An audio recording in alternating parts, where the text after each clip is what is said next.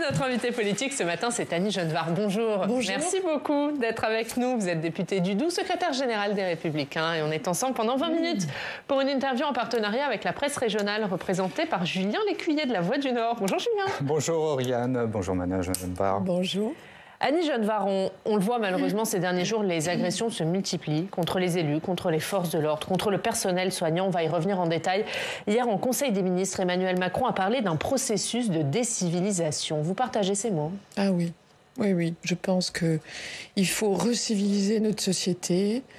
Par l'éducation, beaucoup de jeunes sont impliqués dans des actes délictueux. On voit bien que les repères ont sauté pour autant qu'ils aient existé. Donc, effectivement, il faut qu'on réapprenne la civilité dans les rapports du quotidien parce que c'est devenu vraiment problématique. Mais qui est responsable de cette décivilisation-là?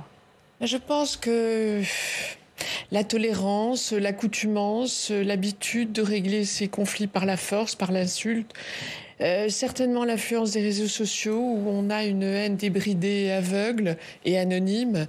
Mais s'agissant du maire de Saint-Brévin, les faits méritent quand même d'être distingués dans la palette des actes incivils. Celui-là est particulier parce qu'il s'adresse à un maire, un représentant de l'autorité publique, à quelqu'un que ses concitoyens ont investi d'une autorité pour gérer la collectivité.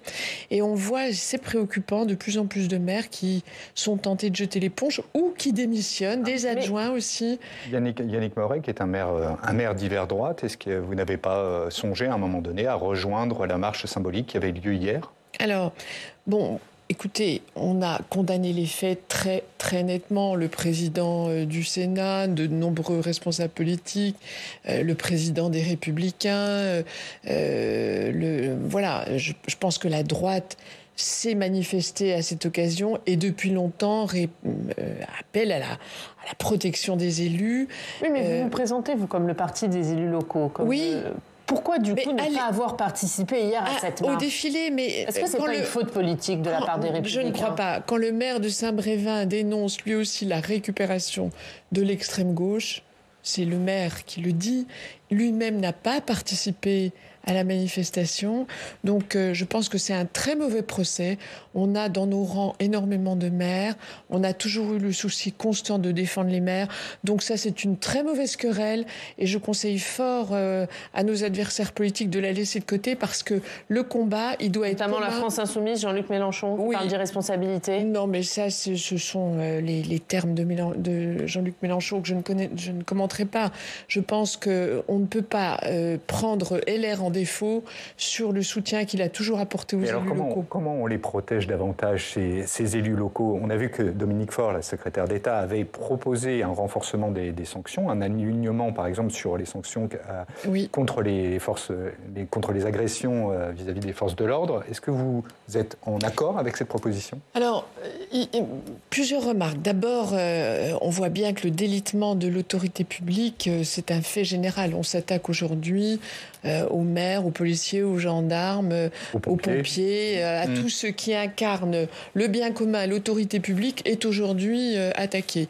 Mais je voudrais dire quand même, à l'origine des faits, et c'est à mettre en relation avec l'actualité du jour, le gouvernement, les pouvoirs publics ont décidé de répartir dans l'ensemble du territoire national des migrants qu'ils ont été incapables d'empêcher de venir, incapables de renvoyer dans leur pays quand ils n'étaient pas éligibles à l'asile. Ça ne justifie pas les agressions vis-à-vis des élus. Non, mais ce que je veux dire, c'est que si le gouvernement, et ça fera le lien probablement avec un sujet sur lequel vous allez m'interroger, le gouvernement ne traite pas autrement que comme il le traite la question migratoire, tout ça va mal finir.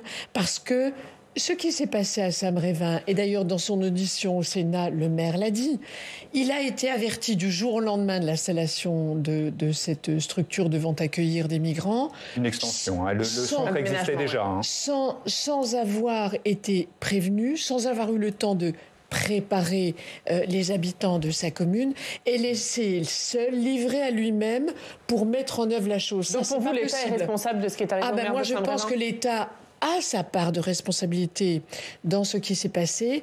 Et ce qui s'est passé à Saint-Brévin pourrait, évidemment, je le redoute, pourrait se passer ailleurs parce que pour les Jeux Olympiques, on est en train de vider ou d'essayer de vider Paris de ses migrants en les répartissant partout en France.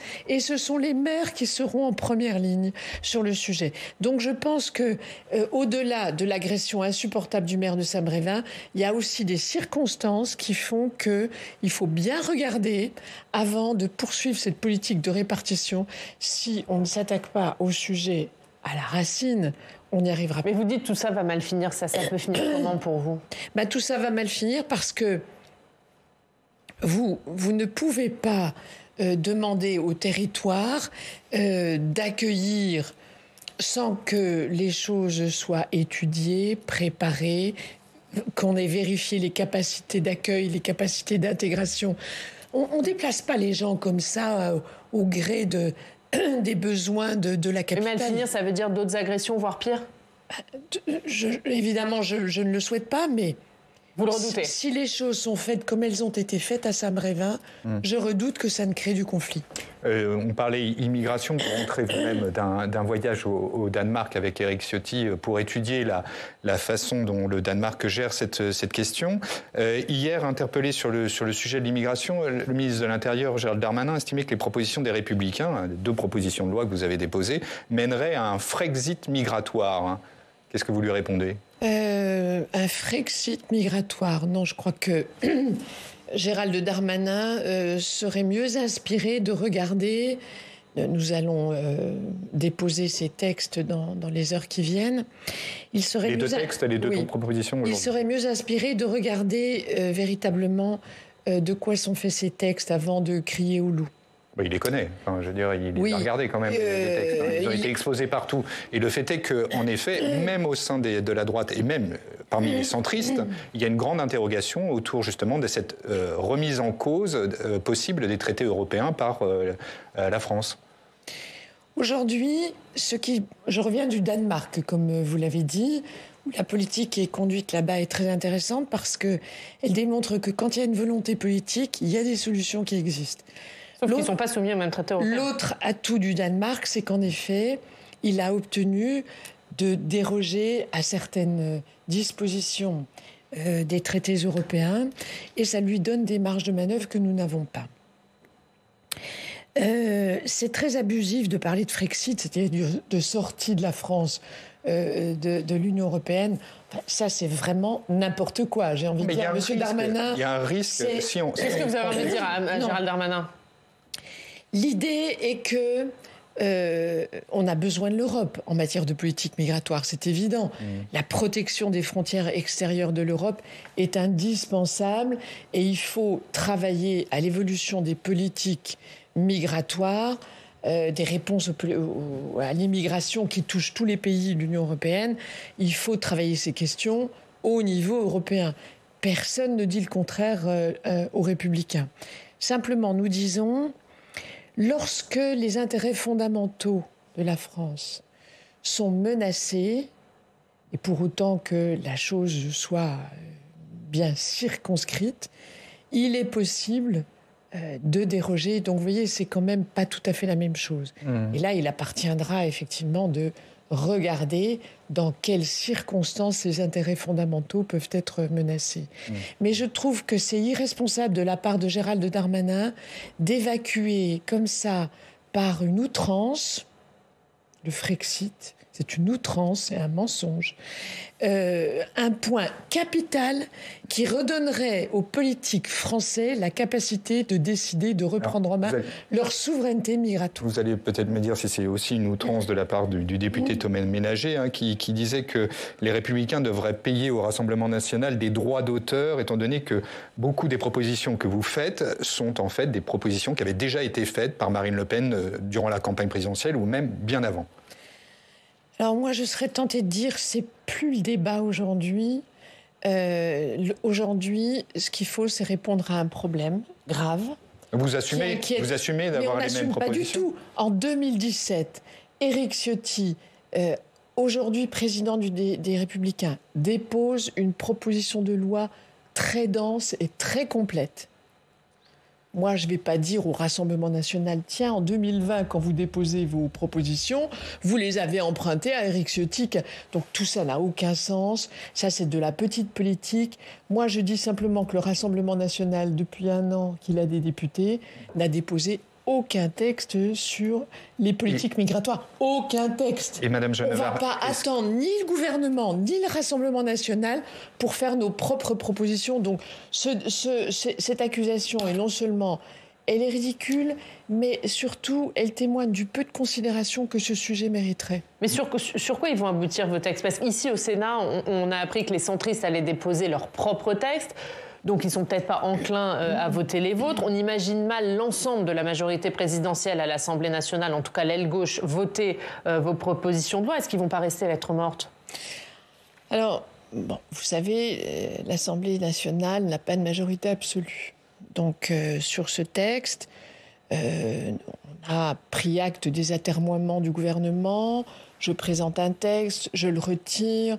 Je le saucissonne, je le retire. Finalement, je vais peut-être le présenter devant tant d'indécision, alors même que la situation s'emballe, puisqu'on aura accueilli près de 500 000 nouveaux étrangers, sans compter les irréguliers. Entre les demandes d'asile, les mineurs non accompagnés, la délivrance des titres de séjour, 500 000 personnes. Je rappelle que c'est presque le double qu'en 2012, lorsque Nicolas Sarkozy quitte l'Élysée. Donc devant à la fois tant d'indécision et une situation qui devient très urgente, nous, on a dit on avance. Et on laisse aboyer les uns et les autres, on avance. Et ils n'ont aucune chance d'aboutir, Madame Genevard. Mais... Alors, est-ce que vous n'êtes pas condamné à trouver un chemin, quand même, avec le gouvernement autour de cette question, pour au moins avancer? Nous, on dit, il y a un chemin. Ces mesures, elles ont été très calibrées, très étudiées, très travaillées, et pas seulement au sein des Républicains, mais avec des constitutionnalistes, avec des hauts fonctionnaires, donc, ces mesures, on les a éprouvées. On est allé au Danemark pour voir ce que ces mesures donnaient. C'est un gouvernement social-démocrate qui les met en œuvre aujourd'hui, c'est-à-dire la gauche danoise. Jusqu'à quand la gauche de notre pays et les bien-pensants de tous horizons continueront-ils à fermer les yeux? Moi, je dis, s'il y a quelques sujets qui mériteraient véritablement de se mettre autour de la table et de voir ce qui est efficace, c'est celui-là. Vous voyez? Mais est-ce que parce que Elisabeth Borne a demandé à Gérald Darmanin d'entamer les consultations avec les différents partis pour qu'un texte soit présenté au mois de juillet. Est-ce qu'à l'heure actuelle, les Républicains discutent avec Gérald Darmanin de ce sujet? Non, sur les textes que nous déposons, il n'y a pas eu de discussion et sur le texte du gouvernement formalisé. Est-ce que vous êtes en train de discuter avec Gérald Darmanin sur le texte du gouvernement? Non plus. Pas de discussion formalisée. Et pas de discussion prévue? Moi, ça appartient au gouvernement. Mais vous êtes secrétaire général du parti, vous n'avez aucun rendez-vous fixé avec Gérald Darmanin à l'heure actuelle? Absolument aucun rendez-vous. Et je pense qu'il y a matière à discuter. Vous savez qu'une des lignes rouges pour nous, c'est la régularisation des métiers en tension. Ce que le MEDEF ne demande pas. Le MEDEF dit clairement, ne prétendez pas que c'est nous qui le demandons. Nous disons, attention, c'est un signal donné. Vous savez, l'immigration au Danemark s'est effondrée. Savez-vous pourquoi? Tout simplement parce que tout signe de fermeté est parfaitement compris dans les pays émetteurs de population, d'immigration. Mais tout signe de laxisme également. Et donc nous disons, en créant ce droit au métier en tension, on crée un droit opposable, on crée un appel d'offres. Ce sont des régularisations possiblement massives et ça n'est pas possible. Dernière petite question sur le sujet. Qu'est-ce que vous avez pensé de la photo du JDD où on voyait Bruno Retailleau, Olivier Marleix et Éric Ciotti pour décrire ce projet de loi immigration alors que vous aviez participé à la réunion fixant ces deux propositions de loi? Est-ce que vous avez pensé, comme Diane Tell, si j'étais un homme, ou bien où sont les femmes de Patrick Juvet? C'est une question légitime. Pour ne rien vous cacher, je les avais alertés, je leur avais dit. Et ils ne m'ont pas écouté. Ils n'écoutent pas. Alors, vous savez, les choses progressent lentement chez nous, mais elles progresseront. On va parler de la proposition de loi du groupe Lyot qui vise à abroger la réforme des retraites. Le texte doit être examiné par l'Assemblée nationale le 8 juin. Est-ce que pour vous, le débat doit avoir lieu ? Moi, je pense que le débat a eu lieu. Le débat a eu lieu et Dieu sait qu'il a été enflammé. Les Insoumis ont empêché qu'à l'Assemblée nationale, l'examen du texte n'aille à son terme. Aujourd'hui, ils veulent remettre le couvert en disant « nous voterons ce texte ». Mais enfin, le débat, il s'est tenu. Donc il ne faut pas recommencer le 8 juin ? Moi, je pense que tout a été dit, tout ce qui pouvait être dit sur le sujet a été dit. Vous savez mon point de vue. Moi, j'ai toujours considéré que, et je n'ignore pas toutes les difficultés que ça pose, j'ai toujours considéré qu'il fallait réformer les retraites pour pérenniser la retraite par répartition. Et on a beaucoup amélioré le texte. On l'a rendu moins dur, plus progressif. Ça a été notre contribution. Je tiens à le rappeler quand même, parce que dans ce brouhaha général, on oublie de dire qui a fait quoi. Alors, enfin, pas tous les membres du groupe ont plaidé cette cause. Hein. Et ça reste une difficulté, puisque certains membres de votre groupe risquent de voter si il y a vote. Mais voyez-vous, sur les 200 parlementaires de droite que nous sommes, c'est une petite vingtaine qui a voté la motion de censure et qui n'aurait pas voté ce texte de loi. Donc il faut remettre les choses dans Il y a eu des abstentions aussi au Sénat. Oui. Bon, est-ce que vous ne craignez pas qu'il y en ait quand même, si encore une fois, ça va jusqu'au débat dans l'hémicycle, qu'il y ait beaucoup de parlementaires LR qui aient piscine ou aquaponie, me disait un député LR? Je crois que la situation est un peu différente dans la mesure où ce texte présenté par le groupe Lyot, on le sait, n'a que peu de chances d'aller à son terme.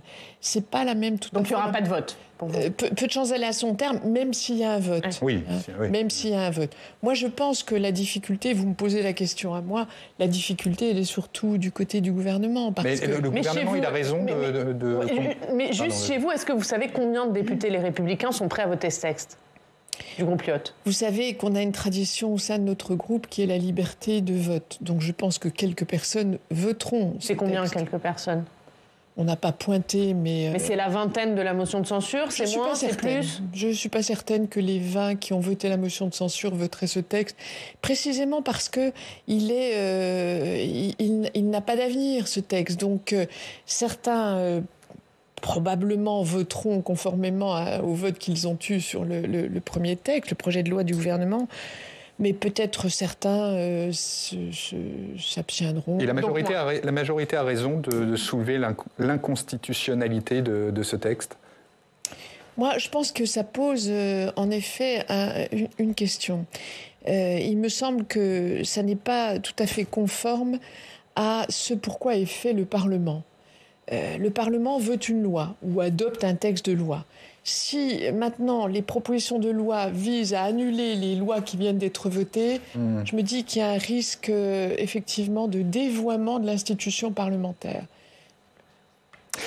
Autre sujet qui va intéresser l'actualité aujourd'hui, c'est le drame de Roubaix avec 3 policiers tués dans un accident. Le président Emmanuel Macron présidera une cérémonie d'hommage nationale pour les 3 policiers aujourd'hui. Qu'est-ce que vous inspire ce drame?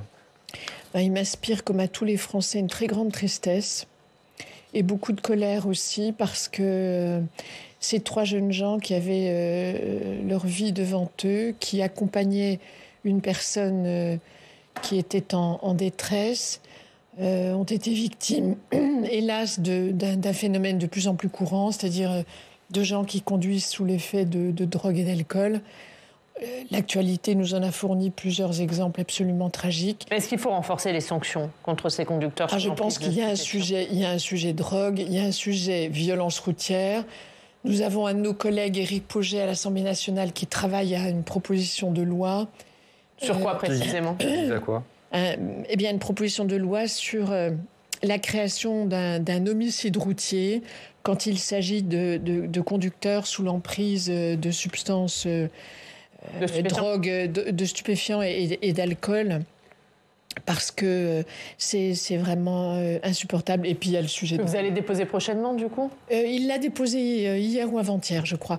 Mais il y a un sujet de drogue énorme, immense, qui nourrit la criminalité dans tout le pays. C'est pas seulement la violence routière, c'est aussi une criminalité organisée qui est en train de gangréner non seulement les villes, il n'y a pas que Marseille, mais également les territoires sur l'ensemble du territoire national. C'est le combat nourricier, c'est vraiment... Et là, vous pensez que le ministère de l'Intérieur, justement, ne fait pas assez ? C'était la grande cause de Beauvau ces dernières années. Moi, bon, vous savez, quand ça ne va pas, je le dis, mais je pense que en matière de lutte contre la drogue, c'est un combat très difficile. Je ne doute pas qu'il soit mené au plus haut niveau de l'État. Maintenant, on voit bien que dans notre pays, la question de la sécurité publique se pose désormais partout. On peut reboucler avec la question de l'immigration. Beaucoup de faits délictueux sont liés à l'immigration irrégulière. Ça a été dit, à Paris, 1 fait sur 2 de délinquance. Donc là, on voit bien qu'il y a tout à reprendre et avec des mesures... Plutôt que de pousser des cris d'orfraie sur les textes qu'on va déposer, et notamment les modifications qu'on pourrait apporter à la Constitution, il vaudrait mieux s'interroger sur la pertinence de ces mesures dans le sujet qui nous occupe. Une dernière question, Julien. Oui, et autre drame, celui du meurtre d'une infirmière à Reims, attaquée par un individu qui était connu pour souffrir de troubles sévères. Alors, il avait bénéficié d'un non-lieu en 2022 pour irresponsabilité pénale. Est-ce que la justice a failli ? Ce qui est en cause dans cette terrible affaire, c'est aussi l'incapacité dans laquelle nous sommes de traiter les personnes ayant besoin d'une prise en charge psychiatrique. Moi, je l'ai vu quand j'étais mère. Il y avait des personnes dont je craignais qu'elles ne puissent se montrer violentes. J'avais fait des signalements à plusieurs reprises, mais l'encadrement psychiatrique n'était pas suffisant. En plus, s'ils ne prennent pas leurs médicaments qui peut nous mettre à l'abri de ces actes, personne n'est là pour... Et là, en l'occurrence, il n'y avait aucune mesure de sûreté qui avait été prononcée à son endroit. Et oui, hélas. Alors que, enfin en tout cas c'est ce qui se disait ce matin dans les médias, la mère de l'individu avait pressenti qu'il pourrait passer à l'acte. Donc là, il y a sans doute à déterminer, pour les analyser, pour éviter leur reproduction, la chaîne des responsabilités. Mais de façon générale, on n'a plus de psychiatres. Nos hôpitaux psychiatriques ferment des lits faute de soignants. Donc, comme Éric Ciotti, grand plan de psychiatrie. Ah ben ça, c'est indispensable. Indispensable. Dans toutes nos villes, nous avons des malades psychiatriques. Merci Julien. La une de La Voix du Nord, on en parlait, un dernier hommage de la nation aux 3 policiers tués. C'est à la une de votre journal ce matin. Merci Julien Lécuyer. Merci beaucoup. Merci à vous. Annie Genevard d'avoir été notre invitée ce matin. On passe tout de suite au Club des Territoires.